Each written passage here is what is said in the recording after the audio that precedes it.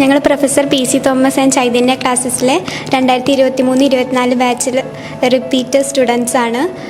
ഞങ്ങൾക്ക് ഈ വട്ടം എല്ലാവർക്കും പല കോളേജുകളിലായിട്ട് അഡ്മിഷൻ കിട്ടിയിട്ടുണ്ട്. എൻ്റെ പേര് രവീണ KR. എനിക്ക് 667 മാർക്സാണ് നീറ്റ് കിട്ടിയത്. ഞാനിപ്പോൾ മഞ്ചേരി മെഡിക്കൽ കോളേജിലാണ് ചേർന്നിട്ടുള്ളത്. എൻ്റെ പേര് നന്ദനാകൃഷ്ണ VR. എനിക്ക് നീറ്റിൽ 638 മാർക്കാണ് കിട്ടിയിരിക്കുന്നത്. ഞാനിപ്പോൾ മലബാർ മെഡിക്കൽ കോളേജ് കോഴിക്കോടിൽ ജോയിൻ ചെയ്തിട്ടുണ്ട്. എൻ്റെ പേര് നന്ദകുമാർ P.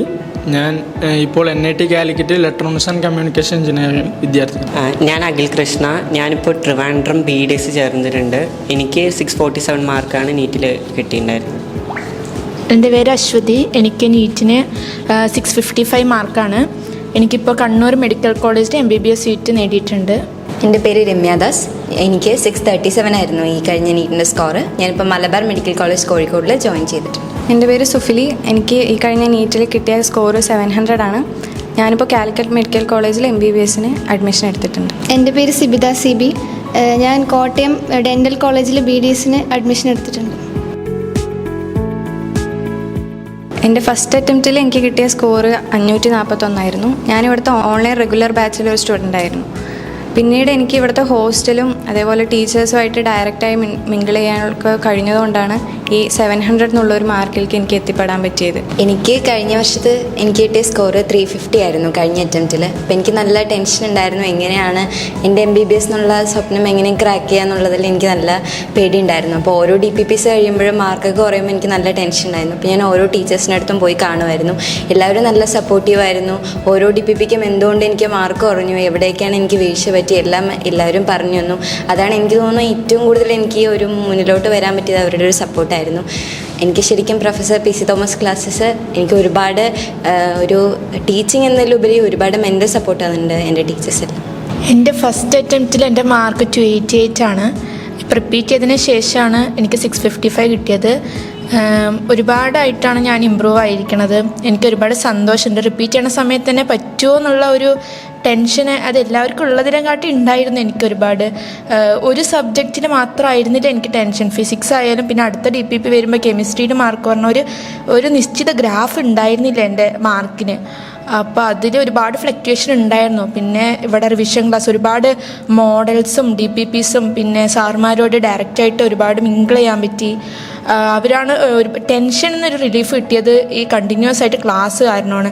നമുക്ക് ഇപ്പോൾ നീറ്റ് മോഡലാണെങ്കിലും കൂടി അതിൻ്റെ ഡിസ്കഷൻ ഇതൊക്കെയാണ് ഞങ്ങൾക്ക് മെയിനായിട്ട് ടെൻഷൻ ഫ്രീ ആക്കാൻ കിട്ടിയത്. അതാണ് എല്ലാം കൊണ്ടാണ് എനിക്ക് ഇങ്ങനെ ഇമ്പ്രൂവ് ചെയ്യാൻ പറ്റിയെന്ന് എനിക്ക് ഉറപ്പായിട്ടും പറയാൻ പറ്റും.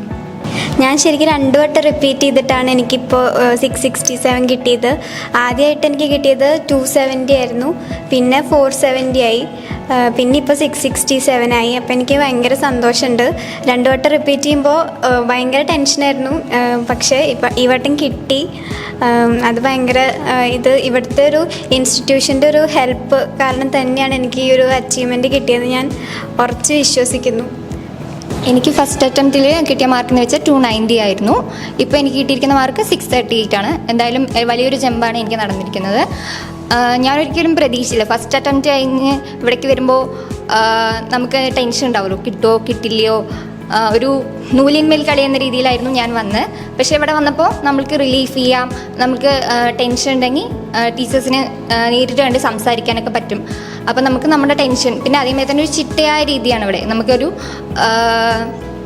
നമ്മുടെ കാര്യങ്ങൾ നേരെ രീതിയിൽ കൊണ്ടുപോകാൻ പറ്റും. ഒരിക്കലും ഒരു ലേസിനെസ് വരുന്നുള്ള ടെൻഷൻ ഉണ്ടാവില്ല. നമുക്ക് നമ്മളുടെ ഒരു മൈൻഡ് ഔട്ടാവുമോ, പഠിക്കുന്നതിൽ നിന്ന് പോകുമോ എന്നുള്ളൊരു ടെൻഷനൊന്നും ഉണ്ടായിരുന്നില്ല. അപ്പോൾ അതുകൊണ്ട് തന്നെ എനിക്ക് ഇത്രയും നല്ല ജമ്പുണ്ടായതെന്ന് ഞാൻ വിശ്വസിക്കുന്നു. ഇപ്പോൾ ഞാൻ MBBS പഠിക്കാൻ പോവുകയാണ്. അതിൻ്റെ ഒരു എക്സൈറ്റ്മെൻറ്റും കൂടി എനിക്കുണ്ട്. +2 കഴിഞ്ഞിട്ട് നീറ്റ് എഴുതിയ സമയത്ത് എനിക്ക് 351 മാർക്കായിരുന്നു. അതിനുശേഷമാണ് ഇവിടെ റിപ്പീറ്റ് ജോയിൻ ചെയ്തിട്ടുണ്ടായിരുന്നത്. ഇപ്പോൾ 647 ഉണ്ട്. ഇത്രയ്ക്കൊരു വലിയ ജമ്പ് ഞാൻ പ്രതീക്ഷ ഉണ്ടായിരുന്നില്ല. പിന്നെ എല്ലാവരും റിപ്പീറ്റ് ഇരിക്കുമ്പോൾ 150 ഒക്കെ കൂടുള്ളൂ എന്ന് പറയുന്നുണ്ടായിരുന്നു. അതുകൊണ്ട് എന്നെ നല്ലൊരു ടെൻഷൻ ഉണ്ടായിരുന്നു. പക്ഷേ ഇത്ര കൂടിയത് ഞാൻ ഒട്ടും പ്രതീക്ഷിച്ചില്ല. പിന്നെ ഇവിടുത്തെ ഹോസ്റ്റൽ ഫെസിലിറ്റീസൊക്കെ ഭയങ്കര നല്ല തന്നെയായിരുന്നു. പിന്നെ ടീച്ചേഴ്സൊക്കെ നല്ലോണം ഹെൽപ്പ് ചെയ്തിട്ടുണ്ട്. എനിക്ക് ഫസ്റ്റ് അറ്റംപ്റ്റിൽ എഴുതിയപ്പോൾ കിട്ടിയ മാർക്ക് 238 ആണ്. പിന്നെ ഈ വർഷം എഴുതിയപ്പോൾ 636 ആയി. ഇത്രയും വലിയ ജമ്പ് വരാൻ കാരണം തന്നെ പ്രൊഫസർ പി സി തോമസ് ക്ലാസ്സസിൽ പഠിച്ചതുകൊണ്ട് തന്നെയാണ്. പിന്നെ ഓരോ DPPs നടക്കുമ്പോഴും ഓരോ മോഡൽ എക്സാം നടക്കുമ്പോഴും ഏതൊക്കെ ക്വസ്റ്റ്യൻസാണ് തെറ്റിയത് അത് ഓരോ ടീച്ചേഴ്സും നമ്മളെ പേഴ്സണലായി ചോദിച്ച് മനസ്സിലാക്കി അതിനുള്ള എവിടെ തെറ്റ് മനസ്സിലാക്കി ശരിയാക്കാനുള്ള ഓരോ വഴിയും പറഞ്ഞു തരും. അതൊക്കെ എന്നെ ഒരുപാട് ഹെൽപ്പ് ചെയ്തിട്ടുണ്ട്. എനിക്ക് പേഴ്സണലി ഒരു ടഫ് തോന്നിയിട്ടുള്ളത് ഫിസിക്സ് തന്നെ ആയിരുന്നു. പക്ഷെ പിന്നീട് ഇവിടെ വന്നപ്പോൾ ഏകദേശം 2-3 ലെസൻ്റെ DPP കഴിഞ്ഞപ്പോഴാണ് മനസ്സിലായത് ഫിസിക്സ് നമ്മൾ എങ്ങനെയാണ് അതിനെ കൈകാര്യം ചെയ്യേണ്ടതെന്ന്. അതിനുശേഷം എനിക്ക് DPPയിലൊക്കെ ഒരുപാട് ഇമ്പ്രൂവ് ആയിട്ടുണ്ടായിരുന്നു ഫിസിക്സ്. പല ലെസൺസും പൊതുവെ ഞാൻ സ്റ്റേറ്റ് ബോർഡായിരുന്നു. അപ്പോൾ അവിടെ നിന്നൊരു എൻട്രൻസ് എന്ന് പറയുമ്പോൾ ആർക്കായാലും ഒരു ടെൻഷനൊക്കെ ഉണ്ടാകും, പ്രത്യേകിച്ച് ഫിസിക്സ്, കെമിസ്ട്രി. ബയോളജി പൊതുവേ സിമ്പിളായി തോന്നുമെങ്കിലും അതിനും ഒരു ടഫസ്റ്റ് പാർട്ട് ഉണ്ടായിരുന്നു. അപ്പോൾ അതൊക്കെ ഇവിടുത്തെ DPP അറ്റൻഡ് ചെയ്തപ്പോഴാണ് മനസ്സിലായത്. പിന്നെ അതേപോലെ ഫിസിക്സിനായി ഇമ്പ്രൂവ് ആയത് ഒരുപാട് ക്വസ്റ്റ്യൻ പ്രാക്ടീസ് ചെയ്തതിന് ശേഷം തന്നെയാണ്. ഡെയിലി ഒരുപാട് ക്വസ്റ്റ്യൻസ് രാത്രി കിടക്കുന്നതിന് മുമ്പ് സാർമാരുടെ ഒരുപാട് ടിപ്സ് ഒരുപാട് ഉപയോഗിച്ചിട്ടാണ് എനിക്ക് ക്വസ്റ്റ്യൻ പ്രാക്ടീസിങ്ങിൻ്റെ ഒരു ട്രിക്ക് കിട്ടിയത്. പിന്നെ ഫിസിക്സ് സാറായാലും കെമിസ്ട്രി ഇവർ JEE ക്വസ്റ്റ്യൻസൊക്കെ ക്ലാസ്സിൽ ഒരുപാട് ഞങ്ങളെ കൊണ്ട് പ്രാക്ടീസ് ചെയ്യിപ്പിക്കുമായിരുന്നു. അതേപോലെ തന്നെ മോഡൽസിലായാലും കുറച്ച് ടഫസ്റ്റ് ക്വസ്റ്റ്യൻസ് നമുക്ക് അത് പരിചയമാവാൻ വേണ്ടിയിട്ട് അവർ ഞങ്ങൾക്ക് ചെയ്യാൻ തരുമായിരുന്നു. അപ്പോൾ അതൊരുപാട് ഹെൽപ്ഫുൾ ആയതുകൊണ്ടാണ് ഫിസിക്സിലും കെമിസ്ട്രിയിലൊക്കെ എനിക്ക് പിന്നീട് ഒരുപാട് ഇമ്പ്രൂവ് ആയത്. പിന്നീട് എനിക്ക് ബയോളജിയും ഒരു ടഫസ്റ്റ് പാർട്ടായി മാറി ഒരു മിഡിലായപ്പോഴത്തേക്കും. അതും പിന്നീട് സാറിൻ്റെ റിവിഷൻ ക്ലാസ്സും പിന്നീട് ഓരോ ലെസണിന് എന്തൊക്കെ ടഫസ്റ്റ് ആയാലും അത് സാർമാരോട് പറയുമ്പോൾ അവരത് ക്ലിയറായിട്ട് പറഞ്ഞുതരും. പിന്നീട് ക്ലാസ് മാത്രമല്ല, ക്ലാസ് കഴിഞ്ഞിട്ട് ഒരു ഡൗട്ട് ക്ലിയറൻസ് ഉണ്ടെങ്കിൽ അതിലും പങ്കെടുക്കാൻ പറ്റിയിട്ടുണ്ടായിരുന്നു. ഇതൊക്കെയാണ് എനിക്ക് മൊത്തത്തിലൊരു ഇമ്പ്രൂവ് ഉണ്ടാവാനുള്ള കാരണം. അവരുടെ ഒരുപാട് ഹെൽപ്ഫുൾ ആയതുകൊണ്ടാണ്, അവർ ഒരുപാട് ടിപ്സ് ഒരു ഹെൽപ്ഫുൾ ആയതുകൊണ്ടാണ് എനിക്കിങ്ങനൊരു ഇമ്പ്രൂവ്മെൻറ്റ് ഉണ്ടായതെന്ന് ഞാൻ ഉറച്ച് വിശ്വസിക്കുന്നു. എനിക്ക് ആക്ച്വലി കെമിസ്ട്രി കുറച്ച് ടഫായിരുന്നു. ചില ചാപ്റ്റേഴ്സൊക്കെ നമ്മൾ ഓർഗാനിക്കൊക്കെ ഞാൻ ഒരുപാട് അത് വായിക്കേണ്ടതെന്ന് എനിക്ക് ഇപ്പോഴും മനസ്സിലായിട്ടില്ല. ഓർഗാനിക് കെമിസ്ട്രിയൊക്കെ ഞാൻ ടെക്സ്റ്റ് കുറേ വായിച്ചിട്ടുണ്ട്. അതേപോലെ ഫിസിക്കൽ കെമിസ്ട്രി ആണെങ്കിൽ കുറേ പ്രോബ്ലംസ് ഒക്കെ ചെയ്തിട്ടുണ്ട്. എൻ്റെ കയ്യിലുള്ള മെറ്റീരിയൽസും എൻ്റെ ഫ്രണ്ട്സിൻ്റെ നിന്ന് വാങ്ങിയിട്ടൊക്കെ ഞാൻ കുറേ ക്വസ്റ്റ്യൻസ് ചെയ്തിട്ടുണ്ട്. DPPസിലുള്ള ക്വസ്റ്റ്യൻസ് തന്നെയാണ് കൂടുതലായിട്ടും ഹെൽപ്പ് ചെയ്തത്. കാരണം നീറ്റിൻ്റെ ഏകദേശം അതേ മോഡലിലുള്ള ക്വസ്റ്റ്യൻസ് ഞങ്ങൾ കുറേ പ്രാവശ്യം ചെയ്തു. അതുകൊണ്ട് എനിക്ക് ഭയങ്കര ഹാപ്പി ആയിട്ടുള്ളൊരു കാര്യമായിരുന്നു നീറ്റിന് എനിക്ക് കെമിസ്ട്രിക്ക് ഫുൾ മാർക്ക് കിട്ടിയെന്നുള്ള കാര്യം.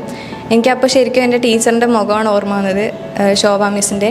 ടീച്ചർ എങ്ങനെയായിരുന്നു വെച്ചാൽ ഓരോ ചാപ്റ്ററും ഫുള്ളായിട്ട് പറഞ്ഞു തരും. ഓരോ ലൈൻ ബൈ ലൈനായിട്ട് ഞങ്ങൾക്ക് പറഞ്ഞു തരുമായിരുന്നു. അപ്പോൾ ആ ലൈനുകളൊക്കെ മനസ്സിൽ കയറുന്നത് കൊണ്ട് പിന്നീട് അതിൽ നിന്നൊരു ക്വസ്റ്റ്യൻ വന്നാൽ ടീച്ചറിൻ്റെ വാക്കുകളായിരിക്കും ഓർമ്മ വരിക.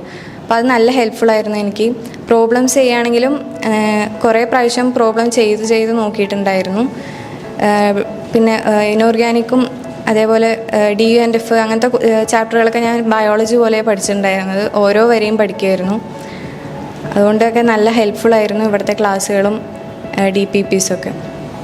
ബയോളജി ഞങ്ങൾക്ക് കുറച്ച് ടഫുള്ളൊരു സബ്ജക്റ്റ് ആയിരുന്നു. ആദ്യം ഞങ്ങളൊരു സ്റ്റേറ്റ് ബോർഡ് ആയതുകൊണ്ട് തന്നെ പല ചെറിയ ഹാൻഡ് ബുക്സ് ഒക്കെ വെച്ചിട്ടായിരുന്നു ഞങ്ങൾ +1 +2 പഠിച്ചിട്ടുണ്ടായിരുന്നു. അത് കഴിഞ്ഞ് ഇവിടെ വന്നിട്ട് ഞങ്ങൾ NCERTയിലോട്ട് വന്നപ്പോൾ ഞങ്ങൾക്ക് ഒരുപാട് ബുദ്ധിമുട്ടുണ്ടായിരുന്നു. അപ്പോൾ ബയോളജി എങ്ങനെ പഠിക്കാമെന്ന് സത്യത്തിൽ അറിയണ്ടായിരുന്നില്ല. പക്ഷേ ഇവിടുത്തെ സോളജി സാറാണെങ്കിലും ബോട്ടണി ടീച്ചറായിരുന്നു ഞങ്ങൾ ഒരുപാട് ഹെൽപ്പ് ചെയ്തു. ഓരോ ലൈൻ ബൈ ലൈൻ പറഞ്ഞു തരുമായിരുന്നു. പല ഇമ്പോർട്ടൻ്റ് ആയിട്ടുള്ള പോർഷൻസ് ഒക്കെ ഒരുപാട് സ്ട്രെസ് ചെയ്ത് പറഞ്ഞു തന്നു. സോ അതുകൊണ്ട് തന്നെ ഞങ്ങൾക്ക് ഡിസംബർ ആകുമ്പോഴേക്കും ബയോളജി ഓൾമോസ്റ്റ് ഫിനിഷ് ചെയ്യാൻ സമയം കിട്ടി. അത് കഴിഞ്ഞ് കെമിസ്ട്രിയിലോട്ടും ഫിസിക്സിലോട്ടും കൂടുതൽ സമയം കൊടുക്കാൻ വേണ്ടി പറ്റി. അതൊരു നല്ലൊരു കാര്യമായിട്ട് ഞങ്ങൾക്ക് തോന്നി. ബയോളജിൻ്റെ കാര്യം പറയുകയാണെങ്കിൽ ഞങ്ങളുടെ സുവോളജി സാറിനാണെങ്കിലും ബോട്ടണി മിസ്സിനാണെങ്കിലും NCERT ഫുള്ള് അവർക്ക് ലൈൻ ബൈ ലൈൻ എല്ലാം അറിയാം. അപ്പോൾ നമ്മൾ ഓരോ ലൈൻസ് അവർ നല്ല സ്ട്രെസ് ചെയ്ത് പറഞ്ഞു തരും. പിന്നെ ഫിഗേഴ്സ് ഉണ്ടെങ്കിൽ ആ ഫിഗേഴ്സിൽ ഏത് പാർട്ടായിരിക്കും നമുക്ക് നീറ്റിന് വരാൻ സാധ്യതയുള്ളത് അതെല്ലാം കറക്റ്റായിട്ട് ഓരോന്ന് പോയിൻ്റ് ഔട്ട് ചെയ്ത് പറഞ്ഞു തരും.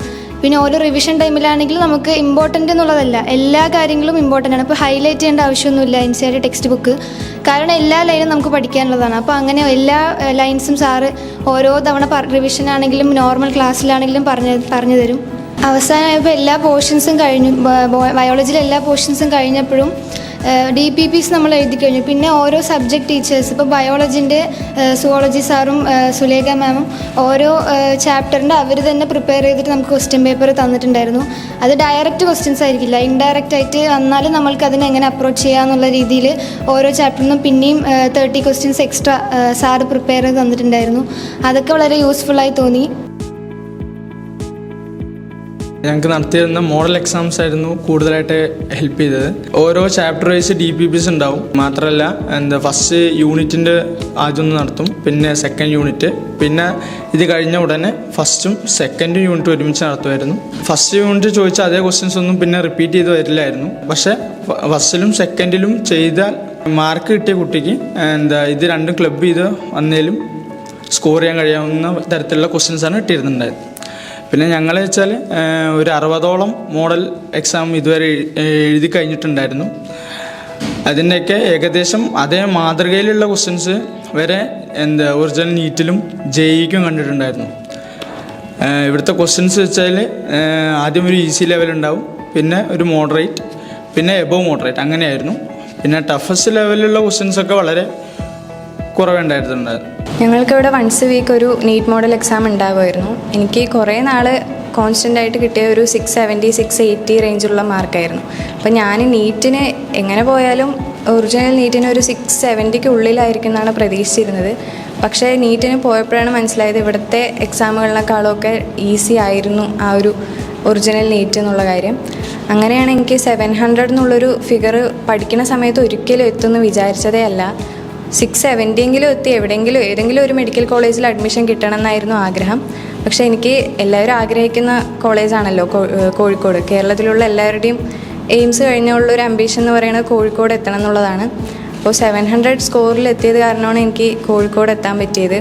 അപ്പോൾ അത് നല്ല സന്തോഷമുള്ള കാര്യമാണ്. അതേപോലെ ഞാൻ ടീച്ചേഴ്സിൻ്റെ അടുത്തൊക്കെ പറയുമായിരുന്നു അത്രയും വലിയ സ്കോറിലൊന്നും എന്തായാലും ശരിക്കുള്ള നീറ്റിന് എത്താൻ പറ്റില്ലായിരിക്കുന്നു. പക്ഷേ ടീച്ചേഴ്സ് എപ്പോഴും സപ്പോർട്ട് ചെയ്യുമായിരുന്നു. നിനക്ക് പറ്റും എന്നൊക്കെ പറഞ്ഞ് എപ്പോഴും എന്നെ സപ്പോർട്ട് ചെയ്യുമായിരുന്നു. ക്വസ്റ്റ്യൻ പേപ്പേഴ്സ് എന്ന് പറഞ്ഞിട്ടുണ്ടെങ്കിൽ ഓൾമോസ്റ്റ് എല്ലാ ടോപ്പിക്കിൽ നിന്നുള്ള ക്വസ്റ്റ്യൻസ് ആ ക്വസ്റ്റ്യൻ പേപ്പറിൽ ഉണ്ടാവാറുണ്ട്. അത് കാരണം നമുക്ക് ആ ഒരു ചാപ്റ്റർ റിവൈസ് ചെയ്യണമെങ്കിൽ ആ ക്വസ്റ്റ്യൻ പേപ്പർ നോക്കിയാൽ തന്നെ നമുക്ക് ഫുൾ ചാപ്റ്ററിൻ്റെ ഒരു ഫുൾ കണ്ടൻറ്റ് നമുക്ക് കിട്ടാറുണ്ട്. നേരത്തെ പറഞ്ഞ പോലെ ഇപ്പോൾ മോഡലിനായാലും DPPസിനായാലും ഫിസിക്സും കെമിസ്ട്രിയും ബയോളജിനും റെയറായിട്ട് ടഫസ്റ്റ് ക്വസ്റ്റ്യൻസ് വരാറുണ്ടായിരുന്നു. അപ്പോൾ ആദ്യത്തെ DPPകളിലൊക്കെ ഞങ്ങളത് വിടുമായിരുന്നു.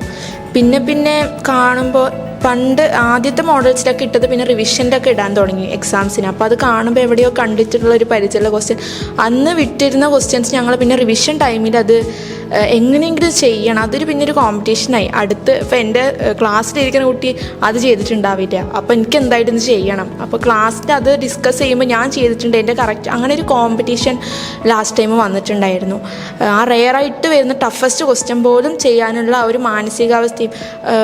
ഫസ്റ്റൊക്കെ മോഡൽ നടക്കുന്ന സമയത്തൊക്കെ ടെൻഷനായിരുന്നു, 500 എബോ കിട്ടുമോ 600 എബോ കിട്ടുമോ എന്നൊക്കെ. പിന്നെ ആ ക്വസ്റ്റ്യൻ എന്തായാലും ചെയ്യണം, മാർക്കായിരുന്നില്ല, ആ ക്വസ്റ്റ്യൻ ചെയ്യണം. അതുപോലെ ഇനി അടുത്ത മോഡൽസിൽ വന്നാൽ അത് എന്തായാലും ചെയ്യണം.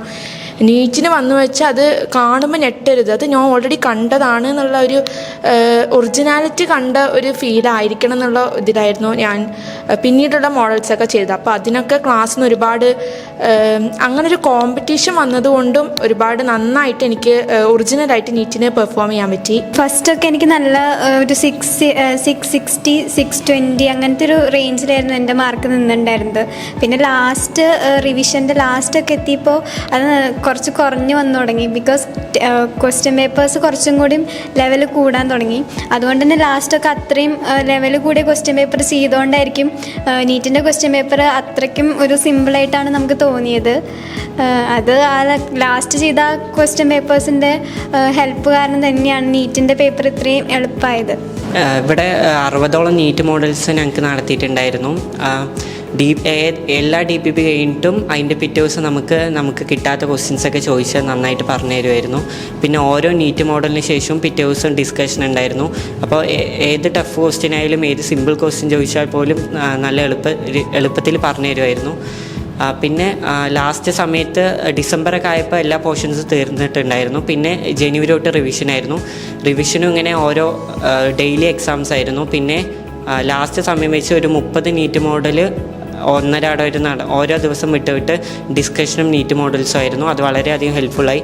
ലാസ്റ്റ് വെച്ച് എക്സാംസ് വളരെ ടഫായിരുന്നു. പക്ഷേ നീറ്റ് വെച്ച് നോക്കുമ്പോൾ നീറ്റ് കുറച്ചുകൂടെ എളുപ്പമായി തോന്നി. അത് ടഫാക്കിയതുകൊണ്ട് കുറച്ചുകൂടെ ഡീപ്പായി പഠിക്കാൻ പറ്റി. ഇപ്പോൾ നമ്മൾക്ക് ടൈം ഒരു ഇമ്പോർട്ടൻ്റ് ആണല്ലോ. നമുക്ക് ഏതൊരു എൻട്രൻസ് എക്സാം വന്നാലും നമുക്ക് ടൈം മാനേജ്മെൻറ്റ് ഞങ്ങളുടെ പ്രൊഫസർ PC തോമസ് സാർ എപ്പോഴും പറയും 1 minute = 4 marks. ഞങ്ങളുടെ നീറ്റിൻ്റെ കാര്യം പറയുന്നത് 1 minute കൊണ്ട് നമ്മൾ ഒരു ക്വസ്റ്റ്യൻ ചെയ്താൽ നമുക്ക് 4 മാർക്ക് കിട്ടും എന്നാണ് ഞങ്ങളുടെ നീറ്റിൻ്റെ ക്വസ്റ്റ്യൻസിൻ്റെ പാറ്റേൺ. അപ്പോൾ നമുക്ക് ഒരിക്കലും ടൈമിനെ പറ്റിയിട്ടൊരു ടെൻഷൻ ഉണ്ടായിരുന്നില്ല. ബിക്കോസ് നമ്മൾ 60 മോഡൽസ് നമ്മളിവിടെ ചെയ്തു. അപ്പോൾ നമുക്ക് മോഡൽസ് പ്രഷറിലും ഈ ടൈം എങ്ങനെ മാനേജ് ചെയ്യാം എന്ന് നമുക്ക് അതിലൂടെ മനസ്സിലാവും. നമുക്ക് ഒബ്വിയസ്ലി ഇത്രയും മണിക്കൂർ പഠിക്കുന്ന കുട്ടികളാണ്. അപ്പോൾ വൈകുന്നേരം ആകുമ്പോഴേക്കും എന്തായാലും ടയേർഡാവും. അപ്പോൾ അവർ ക്ലാസ് കഴിഞ്ഞ് വന്നാൽ കുറച്ച് നേരം റെസ്റ്റ് ചെയ്യാൻ സമ്മതിക്കും. അതുപോലെ പിന്നെ പഠിക്കണതിൻ്റെ ഇടയിൽ അറിയാണ്ട് ഉറങ്ങിപ്പോവുകയൊക്കെ ചെയ്ത് അവർ ചീത്തയൊന്നും പറയില്ല. ഒന്ന് എണിപ്പിച്ച് വിട്ടും മോൻ കഴുകിയിട്ട് വരാൻ പറയും. അങ്ങനെയൊക്കെ ആയിരുന്നു. അത് നമുക്ക് വീട്ടിൽ എങ്ങനെയാണോ നമ്മുടെ അമ്മ പറയുക അതേപോലത്തെ ഒരു മോഡായിരുന്നു ഇവർ. പിന്നെ രാത്രി എപ്പോഴും ഒരു 6 hours എങ്കിലും ഇവർ ഉറങ്ങാൻ പറയുമായിരുന്നു. രാത്രി കൂടുതൽ നേരം ഇരുന്ന് പഠിക്കാൻ ചില സമയത്തൊന്നും സമ്മതിക്കാറില്ല. കാരണം ഞങ്ങൾ രാവിലെ എണിച്ച് ഇരുന്ന് ഉറങ്ങും എന്നുള്ളൊരു കാര്യം കൊണ്ട്. രാവിലെ 5 മണിക്ക് എണിക്കണം എന്നുള്ള കാര്യം ആദ്യം എനിക്ക് നല്ല ബുദ്ധിമുട്ടായിരുന്നു. പിന്നീട് ഇത് ശീലമായപ്പോൾ അവരെന്തുകൊണ്ടാണ് ഇങ്ങനെ പറഞ്ഞതെന്നുള്ള കാര്യം മനസ്സിലായി. പിന്നെ രാത്രി നേരത്തെ ഒരു 11 മണിൻ്റെ ഉള്ളിൽ തന്നെ ഉറങ്ങുമായിരുന്നു. അത് കാരണം പിന്നെ ക്ലാസ്സിലിരിക്കുമ്പോൾ അങ്ങനെ ഉറക്കമൊന്നും വരില്ലായിരുന്നു. അതിന് ഏറ്റവും കൂടുതൽ ഉണ്ടായിരുന്ന ഈ ഒരു ഡിസിപ്ലിൻ്റെ കാര്യം തന്നെയാണ് ഏറ്റവും കൂടുതൽ ഹെൽപ്പ് ചെയ്തിട്ടുണ്ടായിരുന്നത്. ഞങ്ങളിവിടെ എഴുതിയ നീറ്റ് മോഡൽ, ഞാൻ എല്ലാ നീറ്റ് മോഡലിലും ഒരേ പാറ്റേൺ ആയിരുന്നു സ്വീകരിച്ചിട്ടുണ്ടായിരുന്നത്. ആദ്യം ബയോളജി എഴുതി തീർക്കുമായിരുന്നു. അതിനുശേഷം കെമിസ്ട്രി, പിന്നെ ഫിസിക്സ്, അങ്ങനെയായിരുന്നു ചെയ്യുക. ബയോളജി ചെയ്യുക എന്ന് പറഞ്ഞാൽ എല്ലാം ചെയ്ത് തീർക്കണം എന്നുള്ളൊരു മൈൻഡായിരുന്നില്ല. മിനിമം ടൈമിൽ എന്നെക്കൊണ്ട് പറ്റുന്ന മാക്സിമം ക്വസ്റ്റ്യൻസ് ചെയ്യുമായിരുന്നു. ഡൗട്ടുള്ളത് പിന്നീട് ചെയ്യാനുള്ള രീതിക്ക് വിട്ടുവെക്കുമായിരുന്നു. അതേപോലെ തന്നെയായിരുന്നു ഞാൻ ഒറിജിനൽ നീറ്റിനും ചെയ്തിട്ടുണ്ടായിരുന്നത്. എനിക്ക് ഞാൻ വിചാരിച്ച പോലെ തന്നെ ഞാൻ കണക്ക് കൂട്ടി ആ ടൈമിൻ്റെ ഉള്ളിൽ തന്നെ എനിക്ക് ബയോളജി ചെയ്ത് തീർക്കാൻ പറ്റി. ഈ പറഞ്ഞ പോലെ കുറച്ച് 2-3 പ്രോബ്ലംസ് ഞാൻ പിന്നീട് ചെയ്യാമെന്ന് പറഞ്ഞ് വെച്ചിട്ടുണ്ടായിരുന്നു. പിന്നെ കെമിസ്ട്രിയും എനിക്ക് വിചാരിച്ചതിനേക്കാളും കുറഞ്ഞ ടൈമിൽ ചെയ്ത് തീർക്കാൻ പറ്റി. അതുകൊണ്ട് തന്നെ ഫിസിക്സ് എനിക്ക് പിന്നീട് ലാസ്റ്റ് ചെയ്യാൻ കുറേ ടൈം കിട്ടി.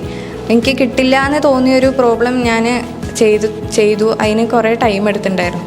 അതിന് കാരണം ഞാൻ മുമ്പ് ബാക്കി വെച്ച ടൈമാണ്. ഈ ഒരു പാറ്റേൺ എനിക്ക് കോൺഫിഡൻസ് കിട്ടി, ഇങ്ങനെ ഒരു ചെയ്യാൻ വേണ്ടി കോൺഫിഡൻസ് കിട്ടിയത് ഇവിടുത്തെ കുറേ എക്സാമുകൾ എഴുതിയതിന് ശേഷമാണ്. ലാസ്റ്റ് പിന്നീട് ഞാൻ ലീവ് ചെയ്ത ക്വസ്റ്റ്യൻസും ചെയ്തു. പിന്നെ എനിക്ക് ഉണ്ടായ മിസ്റ്റേക്ക് എന്ന് പറഞ്ഞാൽ കുറച്ച് കെയർലെസ് മിസ്റ്റേക്സ് ആയിരുന്നു. അറിയാത്തതായിട്ടൊന്നും ഉണ്ടായിരുന്നില്ല. കാരണം നമ്മളിവിടെ എല്ലാം പഠിച്ചിട്ടുണ്ടായിരുന്നു. സാർ ഇടയ്ക്കിടയ്ക്ക് പറയുമായിരുന്നു ടെക്സ്റ്റ് വായിക്കണം എന്നുള്ളത്. ഡെയിലി പറയുന്നു. ലാസ്റ്റൊക്കെ ആയപ്പോൾ ഫിസിക്സ് സാറ് ഡെയിലി പറയുമായിരുന്നു ടെക്സ്റ്റ് വായിക്കണം എന്നുള്ള കാര്യം. അതിനുശേഷം പിന്നെ ടെക്സ്റ്റിൽ വിട്ടൊരു കളി ഉണ്ടായിരുന്നില്ല. പിന്നെ ഞാൻ ആദ്യമൊക്കെ പ്രോബ്ലംസ് മാത്രമായിരുന്നു പഠിച്ചിട്ടുണ്ടായിരുന്നത്. ടെക്സ്റ്റ് അങ്ങനെ ഫോക്കസ് ചെയ്തിട്ടുണ്ടായിരുന്നില്ല. പിന്നെ റിവിഷൻ്റെ ടൈമായപ്പോൾ പിന്നെ അങ്ങനെ പ്രോബ്ലംസ് എന്തായാലും ഞങ്ങൾ എക്സാമിൽ ചെയ്യണ്ടല്ലോ, അതുകൊണ്ട് ടെക്സ്റ്റാണ് കൂടുതലായിട്ടും വായിച്ചുകൊണ്ടിരുന്നത്. ടെക്സ്റ്റ് ബയോളജി ആണെങ്കിലും ഫിസിക്സ് ആണെങ്കിലും കെമിസ്ട്രി ആണെങ്കിലും NCERT ആയിരുന്നു കൂടുതലായിട്ടും പഠിച്ചുകൊണ്ടിരുന്നത്. ഹോസ്റ്റലിൽ ചേരുമ്പോൾ തന്നെ ആദ്യം നമുക്കിങ്ങനെ വാർഡന്മാർ എങ്ങനെയായിരിക്കും, ഫുഡ് എങ്ങനെയായിരിക്കും എന്നൊക്കെ ഒരു ടെൻഷനായിരുന്നു. പ്രത്യേകിച്ച് പാരൻസിനെ പിരിഞ്ഞിരിക്കുമ്പോൾ ഇപ്പോൾ നമുക്ക് റിപ്പീറ്റ് ചെയ്യാൻ വരികയാണല്ലോ, അപ്പോൾ അതിൻ്റേതായ ടെൻഷൻ. അപ്പോൾ പാരൻസിൻ്റെ ഒന്നും ഷെയർ ചെയ്യാൻ പറ്റില്ല, അങ്ങനെയൊക്കെ ഒരുപാട് ഉണ്ടായിരുന്നു. പിന്നീടാണ് മനസ്സിലായി. എനിക്കിപ്പോഴും ഓർമ്മയുണ്ട്, എനിക്ക് ചില മോഡൽസിനൊക്കെ ഭയങ്കര ടോപ്പ് റാങ്കിലൊക്കെ എത്തുന്ന സമയത്ത് വാർഡൻ എന്നെ പേഴ്സണലി വന്ന് കണ്ട് ഒരുപാട് അഭിനന്ദിക്കുമായിരുന്നു. എനിക്കിടയ്ക്ക് ചോക്ലേറ്റ്സൊക്കെ തരുമായിരുന്നു. അതുപോലെ മാർക്ക് കുറയുമ്പോഴും കുഴപ്പമില്ല, നമുക്ക് ഇമ്പ്രൂവ് ചെയ്യാൻ ഇനിയും സമയമുണ്ട്, ജസ്റ്റ് ഒരു മാസം ഉണ്ടാവുള്ളായിരിക്കുള്ളൂ, പക്ഷെ എന്നാലും അത്ര എന്നെ സപ്പോർട്ട് ചെയ്തിട്ടുണ്ടായിരുന്നു. അതുപോലെ ബ്രേക്ക് ടൈമിൽ ഞാൻ പഠിക്കുമായിരുന്നു. അപ്പോൾ ആ സമയത്ത് എനിക്ക് പറ്റിയ ഒരു ഫെസിലിറ്റി അവിടെ അധികം നോയ്സ് ഇല്ലാണ്ട് കുട്ടികളുടെ അടുത്തൊക്കെ അങ്ങനെ പറയുമായിരുന്നു. അവിടെ ബ്രേക്ക് സമയത്ത് ഒരാളെ പഠിക്കുന്നു എങ്കിലും ആ കുട്ടീനെ മാക്സിമം അവർ ശ്രദ്ധിക്കുമായിരുന്നു. പിന്നെ ഇപ്പോൾ എന്തെങ്കിലും ബുദ്ധിമുട്ട് തോന്നിയാൽ അവരായിട്ട് ഞങ്ങൾക്കിത് ഇങ്ങനെ ചെയ്ത് നോക്കുക, അങ്ങനെ ഒരുപാട് ടിപ്പുകളൊക്കെ പറഞ്ഞുതരും. അത്രയും എക്സ്പീരിയൻസ്ഡ് ആണ് അവരുടെ വാർഡന്മാരൊക്കെ. അപ്പോൾ ഒരുപാട് സപ്പോർട്ട് ചെയ്തിട്ടുണ്ട്. അപ്പോൾ ഒരു താങ്ക്സ് പറയുകയാണെങ്കിൽ അവരും അതിൽ എന്തായാലും ഉണ്ടാവും. കാരണം അത്രയും സപ്പോർട്ട് ചെയ്തിട്ടുണ്ട്. എക്സാമിൻ്റെ ഇടയിൽ ക്ലാസ്സിക്ക് പോകുമ്പോൾ ഞങ്ങൾക്ക് ഭയങ്കര ആശ്വാസമാണ്. ടീച്ചേഴ്സ്മാരൊക്കെ അവർ ഒരുപാട് കുട്ടികളെ പഠിപ്പിച്ചതാണ്. അവർ അത്രയും എക്സ്പീരിയൻസ് ആണ്. അതേപോലെ തന്നെ ഹോസ്റ്റലിൽ വന്ന വാർഡന്മാരുടെ സപ്പോർട്ട് ഉണ്ടാവും. അപ്പോൾ അതൊക്കെയാണ് ഞങ്ങളിങ്ങനെ ഒരു ഉയരത്തിലെത്താൻ സഹായിച്ച്. അതിനൊരുപാട് നന്ദിയുണ്ട് അവരോട്. ഇവിടെ എല്ലാ മതവിഭാഗക്കാർക്കും പ്രാർത്ഥന സൗകര്യം ഉണ്ടായിരുന്നു. എല്ലാ വെള്ളിയാഴ്ചയും മുസ്ലിംസിന് പള്ളിയിൽ കൊണ്ടുപോയിരുന്നു. പിന്നെ ഇടയ്ക്കിടയ്ക്ക് എല്ലാ ഞായറാഴ്ചയും ഞങ്ങൾ അമ്പലത്തിൽ കൊണ്ടുപോയിരുന്നു. അത് ഭയങ്കര സ്ട്രെസ്സൊക്കെ ഒന്ന് റിലീഫ് ചെയ്യാൻ സഹായിച്ചിട്ടുണ്ടായിരുന്നു. ഹോസ്റ്റലിൽ ശരിക്കും ഞങ്ങൾക്ക് പഠിക്കാനുള്ള ഒരു നല്ലൊരു എൻവയോൺമെൻ്റ് ആയിരുന്നു. ക്യാമ്പസിനുള്ളിൽ തന്നെ ഹോസ്റ്റൽ. സോ ഞങ്ങൾക്ക് ക്ലാസ് സ്റ്റാർട്ട് ചെയ്യേണ്ട ഒരു 5 മിനിറ്റ് മുമ്പ് ഇറങ്ങിയാൽ മതിയായിരുന്നു. സോ നമുക്ക് അത്രയും ടൈം സേവ് ചെയ്യാൻ പറ്റും. പിന്നെ ഹോസ്റ്റലിലുള്ളതെന്ന് വെച്ച് പറഞ്ഞാൽ ശരിക്കും ഓരോ വാർഡന്മാരും നമ്മൾ അമ്മയെ പോലെ തന്നെയായിരുന്നു. ഒരുപാട് നമ്മൾ കെയർ ചെയ്യും. നമ്മുടെ എല്ലാ പ്രോബ്ലംസും ചിലപ്പോൾ നമ്മൾ ഒരു വർഷം റിപ്പീറ്റ് ചെയ്യുന്നതുകൊണ്ട് പല ടെൻഷൻസ് ഉണ്ടാവും. അതെല്ലാം തന്നെ നമ്മളോട് ചോദിച്ച് മനസ്സിലാക്കും. നമ്മൾ അത്രയും സപ്പോർട്ട് ചെയ്ത് നമ്മൾക്ക് എവിടെയാണ് വീഴ്ച പറ്റുക, ഓരോ മാർക്കും വരെ നമ്മുടെ വാർഡൻ ചോദിക്കുമായിരുന്നു. എന്തുകൊണ്ട് മാർക്ക് കുറഞ്ഞു, എന്താണ് പ്രശ്നം സംഭവിച്ചതെന്നെല്ലാം ചോദിക്കുമായിരുന്നു. പിന്നെ ഹോസ്റ്റലിലെ ഫുഡ് ശരിക്കും ഞങ്ങൾക്ക് നല്ലൊരു ഫുഡായിരുന്നു. ഞങ്ങൾക്ക് ഇതുവരെ ഹെൽത്ത് ഇഷ്യൂ അങ്ങനെയൊന്നും വന്നിട്ടുണ്ടായിരുന്നില്ല. സോ സ്റ്റഡീസ് ശരിക്കും നമുക്ക് ഫുഡിൻ്റെ ഒരു കാര്യത്തെക്കുറിച്ച് ഞങ്ങൾ ചിന്തിച്ചിട്ടേ ഇല്ല. അത്രയും നല്ലൊരു ഫുഡായിരുന്നു. ശരിക്കും എൻജോയ് ചെയ്തിട്ട് തന്നെയായിരുന്നു ഞങ്ങളൊരു വർഷം ഹോസ്റ്റൽ ലൈഫ് ഉണ്ടായിരുന്നത്. ഞങ്ങൾ പ്രതീക്ഷിക്കാത്ത വിജയമാണ് എല്ലാവർക്കും കിട്ടിയിരിക്കുന്നത്. ഞങ്ങളെല്ലാവരും ഇവിടെ ഇരിക്കുമ്പോൾ ഒരുപാട് ഹാപ്പി ആയിട്ടാണ് ഇരിക്കുന്നത്. ഒരിക്കലും ഞങ്ങളത് മുന്നേ പ്രതീക്ഷിച്ച വിജയമല്ലായിരുന്നു. എന്നാലും ഞങ്ങൾക്കത് നേടാൻ പറ്റിയതിൽ ഞങ്ങളെല്ലാവരും ഇപ്പോൾ ഒരുപാട് സന്തോഷിക്കുന്നുണ്ട്. പാരൻസിന് മറ്റുള്ളവർ മുന്നിൽ പോകുമ്പോൾ എൻ്റെ മോള് അവിടെ പ്രൊഫസർ PC തോമസ് സാറിൻ്റെ അവിടെ കോച്ചിങ് കഴിഞ്ഞ് റിപ്പീറ്റ് ചെയ്ത് ഇപ്പോൾ MBBS ജോയിൻ ചെയ്യണമെന്ന് പറയുമ്പോൾ അവരുടെ മുഖത്തുണ്ടാവുന്ന ആ ഒരു സന്തോഷം കാണുമ്പോൾ എനിക്കൊരുപാട് സന്തോഷം തോന്നുന്നുണ്ട്. ഇനിയും ഉയരങ്ങളിൽ എല്ലാവരും എത്തട്ടെ എന്ന ആശംസകളോടെ ഒരുപാട് പേർക്ക് നന്ദി. പ്രൊഫസർ PC തോമസ് സാറിനും തോമസ് ജോൺസൺ സാറിനും പഠിപ്പിച്ച എല്ലാ സാർമാർക്കും ടീച്ചർമാർക്കും അതേപോലെ ഞങ്ങൾ ഒരുപാട് സപ്പോർട്ട് ചെയ്ത വാർഡന്മാർക്കും എല്ലാവർക്കും ഒരുപാട് നന്ദി പറഞ്ഞുകൊണ്ട് ഞങ്ങളിവിടെ നിർത്തുകയാണ്. All the best.